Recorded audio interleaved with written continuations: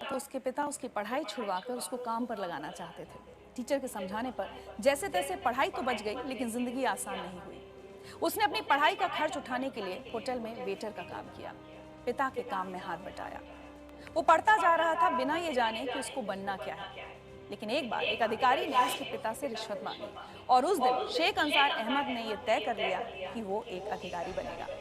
Maharashtra PCS की परीक्षा वो पास नहीं कर पाया, लेकिन यूपीएससी की परीक्षा उसने पहली कोशिश में ही न सिर्फ पास कर ली, बल्कि 361वीं रैंक भी हासिल की।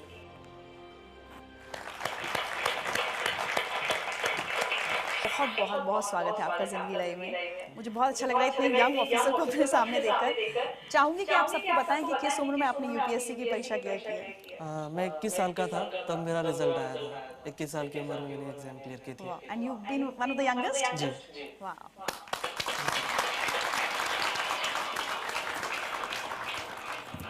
बहुत गरीबी के दिन देखे बचपन में?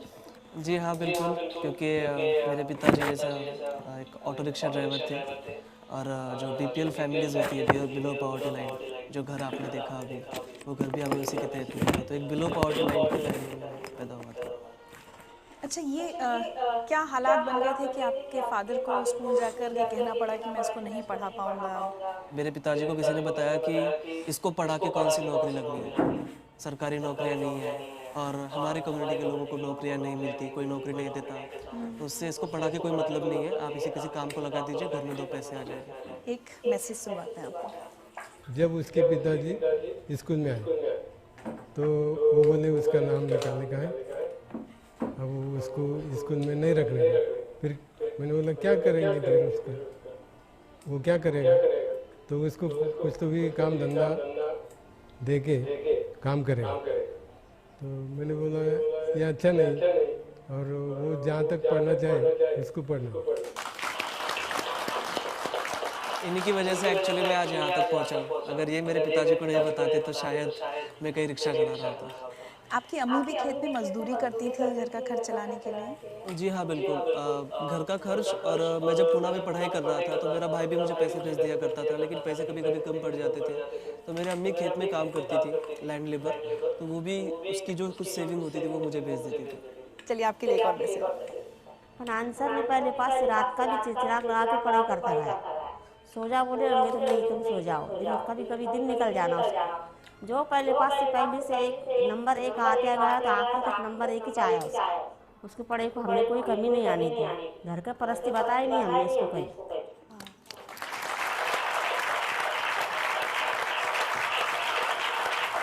और उस दौरान भी परिवार की स्थिति तो बदली नहीं थी, दिक्कतें थी। उस समय भी आपको बहुत काम वाम करना पड़ा अपनी किताबों का खर्च उठाने। जी, 10th में मेरी छुट्टियाँ चल रही थी और मुझे कंप्यूटर सीखना था। तो MSc IT का कोर्स आता है, वो कोर्स मुझे करना था। उसकी फ़ीस थी लगभग 2,800 समथिंग, उस वक्त उसकी फ़ीस थी। पे करने के लिए पैसे नहीं थे, तो मैंने मेरे अब्बू को बताया कि भाई ये रेस्टोरेंट है, यहाँ पर मुझे काम करना है, मुझे वो लगभग 3,000 रुपये तक कुछ पगार दे रहे हैं। अब उन्होंने कहा ठीक है, तुमको करना है तो करो। फिर मैं उस रेस्टोरेंट में काम करता था, सुबह 8 बजे से लेकर रात में 11 बजे तक वो काम होता था। बीच में 2 घंटे छुट्टी मिलती थी, उसमें मुझे मेरा लंच करना होता था और 1 घंटा मुझे वो जो कोर्स है उसकी तैयारी के लिए जाना होता था। हमारे गाँव में ही वो होता था और काम काफ़ी डिफ़िकल्ट था मेरे लिए, क्योंकि मुझे बड़ा पॉट लेकर पानी लेकर आना पड़ता था कुएँ से निकाल कर। फिर उसके बाद जो कस्टमर्स आएंगे उनको चाय सर्व करना, उनका टेबल वगैरह साफ़ कर देना, ये सब इस तरह का काम, एक वेटर का काम था। और उसके बाद जब 10 बजे होटल बंद हो जाता था, गांव में 10 बजे जनरली हमारे बंद हो जाता था, तो 1 घंटा मुझे जो फर्श वगैरह होता था वो सब साफ़ करना होता था बैठ के हाथ से। तो वो काम मैंने किया। तो घर में सिर्फ आप ही सबसे ज़्यादा पढ़े लिखे हैं, बाकी सबकी पढ़ाई छूट गई, काम करने लग गए या शादी हो गई बहनों की? जी, घर में नहीं, पूरी जनरेशन का मैं फर्स्ट ग्रेजुएट हूँ। हमारे पूरी जनरेशन में कोई पढ़ा नहीं है, तो घर का मैं अकेला ही सबसे ज़्यादा पढ़ा लिखा हूँ। और बाकी के जो बहनों की शादी हो गई थी जल्दी, और भाई जब 5th स्टैंडर्ड में था तब से वो मेरे माँ बाप के पास काम करता था। एक मैसेज और सुन। जी, मुझे स्कूल में जाना पसंद नहीं था, यानी मुझे इंटरेस्ट नहीं था उसमें पढ़ने के लिए, पढ़ाई के लिए। और मैं एक बार 6वीं में ही फेल हो गया था। तो जब से मैंने स्कूल छोड़ी और मैंने दिल में ठान लिया कि मैं तो इतना होशियार नहीं हूँ, लेकिन मेरा भाई मुझसे भी ज़्यादा होशियार है, इसलिए मैंने स्कूल छोड़ के अपने मामा की तरफ काम के लिए गया। लेकिन इतना मुझे गर्व है कि मेरा भाई मेरे वजह से कुछ ना कुछ आज बन गया।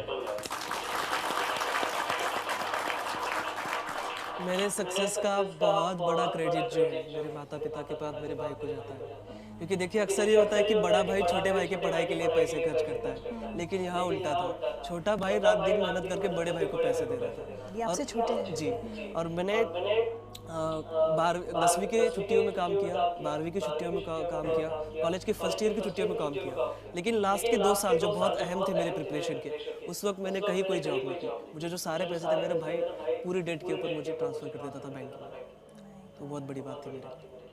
अच्छा एक बात बताइए, कभी आपने अपने अब्बू से शिकायत की कि अब्बू अगर 4th में तब नहीं आप मेरे टीचर की बात मानते, अगर मेरी पढ़ाई छूट जाती तो आज मैं IAS ऑफिसर नहीं होता? मैंने कभी मेरे अब्बू से कोई शिकायत नहीं की। कोई गरीब नहीं चाहता कि उसका बेटा कभी ना पढ़े, कहीं मोल मजदूरी करे चाइल्ड लेबर के तौर पर, कोई बाप नहीं चाहता, लेकिन वो मजबूरियाँ थी उनकी।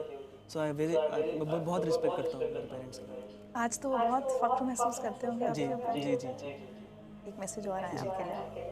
12वीं में उसको 100 पाव के 100 मार्क मिले।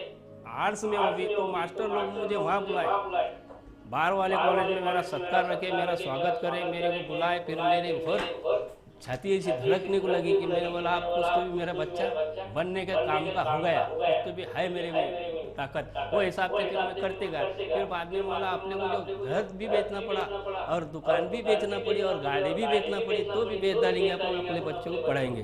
उन्होंने मुझे पूछे कि आपका बच्चा क्या बना, तो मैं बोला सर मुझे वो भी नहीं मालूम, मेरे को इतना मालूम है कि मेरा बच्चा कोई ऑफिसर बनने वाला है। ये बताइए, अब ये सब हालात हो गए, उसके बाद ग्रेजुएशन, और दिमाग में कब आया कि मुझे यूपीएससी, मतलब गांव में जैसे आप पले बढ़े, आपको पता भी नहीं होगा कि यूपीएससी की परीक्षा भी कुछ होती है, ये सफर तक कैसे पहुंचे? हमको एक घरकुल योजना मिली थी बीपीएल फैमिली के तहत, तो मेरे पिताजी तहसील ऑफिस में उसका चेक लाने के लिए गए थे। वहाँ के ऑफिसर ने कहा कि देखो अगर आप मुझे 10% देते हो, 30,000 हमको तब मिल रहे थे, 10% अगर आप देते हो इसका 3,000 रुपये, तो मैं आपको अभी चेक आपका सैंक्शन करा दूंगा फास्ट इमीडिएटली। ऐसे हालात में 3,000 रुपये की रिश्वत उन्होंने उस ऑफिसर को दे दी। तब उस वक्त मुझे रियलाइज़ हुआ कि करप्शन के सबसे बड़े शिकार हम जैसे गरीब लोग होते हैं। फिर 10th की छुट्टियों में हमारे क्लास टीचर थे मापारी सर, वो ब्लॉक एजुकेशन ऑफिसर बने, महाराष्ट्र पब्लिक सर्विस कमीशन के MPSC के जो स्टेट का एग्जाम होता है वो क्लियर करके ऑफिसर बन गए। उनका मैंने पेपर में नाम पढ़ा, फिर उनको मैं जाकर मिला, उन्होंने कहा सर आप ऑफिसर बन गए और मुझे भी ऑफिसर बनना है, कैसे बनते मुझे प्लीज़ बताइए। फिर उन्होंने मुझे MPSC के बारे में बताया। फिर मैं जब कॉलेज में गया 10वीं पास करके, वहाँ पर हमारे टीचर थे जो वो भी तैयारी कर रहे थे UPSC की, मैंने उनसे MPSC के बारे में पूछा और फ्लो में उन्होंने मुझे UPSC के बारे में बता दिया कि ये भी बड़ा, उससे बड़ा एग्जाम होता है, इसमें से IAS बन सकते हो, कलेक्टर बन सकते हो। सपने देखने के लिए कौन से पैसे देने, और मेरे पास हारने के लिए कुछ था ही नहीं। मैंने कहा चलो बड़ा गैम्बल खेलते, मैं अब UPSC की तैयारी करूँगा। अंसर, कभी जब तैयारी कर रहे थे यूपीएससी के, उस दौरान भी तो ये फेज आया होगा कभी कि ये प्रेशर बने कि अब छोड़ो, इसमें तो पता नहीं होगा या नहीं होगा, कोई छोटी मोटी नौकरी कर लेते हैं, कम से कम अब्बू अम्मी का हाथ बटाएं, ये प्रेशर था आपके ऊपर? जी बिल्कुल था। बहुत बार ऐसा लगता था कि कंपटीशन देखे 5-5.5 लाख बच्चे एग्जाम देते हैं, तैयारी करने वाले तो उससे भी ज़्यादा है, लेकिन बाद में खुद से ही मैं पूछता था कि ठीक है मैं ये नहीं करूँगा तो क्या करूँगा, छोटी मोटी कहीं नौकरी कर लूँगा, उसमें मैं सेटिस्फाइड नहीं रह पाऊँगा, मुझे बड़ा करना है कुछ तो। और मैं पढ़ाई भी नहीं छोड़ सकता था, क्योंकि देखिए मेरे सामने 2 ही ऑप्शन थे, डू और डाई, इसमें मुझे करना ही था। और वही रीज़न है कि मैं इतनी फर्स्ट अटेम्प्ट में 21वीं साल की उम्र में ये क्लियर किया, क्योंकि मेरे पास दूसरा कोई ऑप्शन नहीं था। एक मैसेज और है आपके लिए। जब यूपीएससी मेंस का रिजल्ट लगा उस दिन मैंने तुझे कॉल किया था और मैंने तुझे सबसे पहले बताया कि तू पास हो गया है। उस शाम हम मिले भी थे, तू बहुत खुश और इमोशनल था, मैं भी वो खुशी जाहिर कर रहा था, पर उस इतने बड़े दिन भी तेरे पास खाने के लिए पैसे नहीं थे। हम दोनों ने हमारे घर पे ही खाना खाया था। मेरे लिए यह बहुत बड़ी बात नहीं है कि मैंने तुझे खाना खिलाया, पर मेरे लिए यह अवसर था कि मैंने इतने कम उम्र वाले एक IAS ऑफिसर के साथ खाना खाया।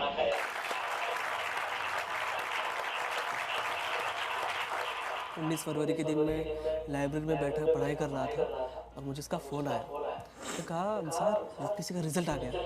मैंने कहा माय गॉड, मेरे वहाँ पर हार्ट बीट्स बढ़ गए, मैं समझ में नहीं आ रहा था मैं क्या करूँ। उसने कहा तेरा रोल नंबर बता, मैंने कहा ले लो भाई। मैंने उसको मेरा रोल नंबर भेजा, और उसने मुझे कॉल करके बताया कि कॉन्ग्रेचुलेशन तुम पास हो गए हो।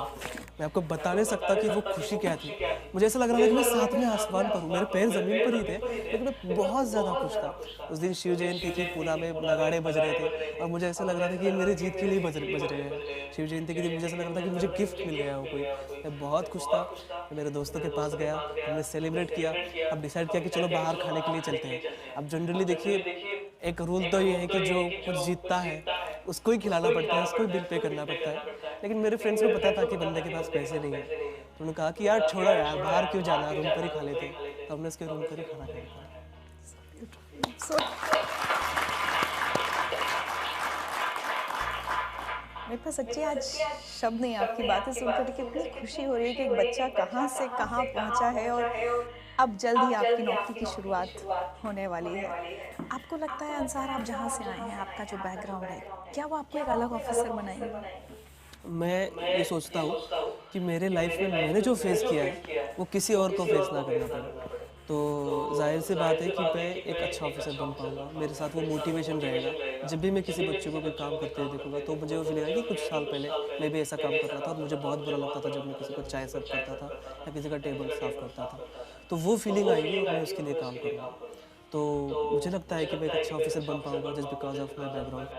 आज अगर पीछे मुड़ के देखते हैं और अपनी ज़िंदगी की कोई एक चीज़ बदलना चाहें तो क्या हो? मेरी ज़िंदगी की मैं चाहूँगा कि मेरा बचपन फिर से आ जाए और मेरे पिताजी इसमें IAS हो। सो जहाँ मुझे तो जब मुझे कोई यूनिफॉर्म ना मिला हो या कोई किताब ना मिली हो तो वो मुझे मिल जाए। कोई एक मैसेज जो आप सब लोगों को, और सिर्फ जो यहाँ बैठे हैं वो नहीं है, वो बहुत सारे लोग टेलीविजन पर आपको देख रहे हैं और उसमें से बहुत सारे IAS की तैयारी कर रहे होंगे, उनको क्या मैसेज देना चाहेंगे? जी, मैं उनको यही मैसेज देना चाहूँगा। एक रिक्शा चलाने वाले का लड़का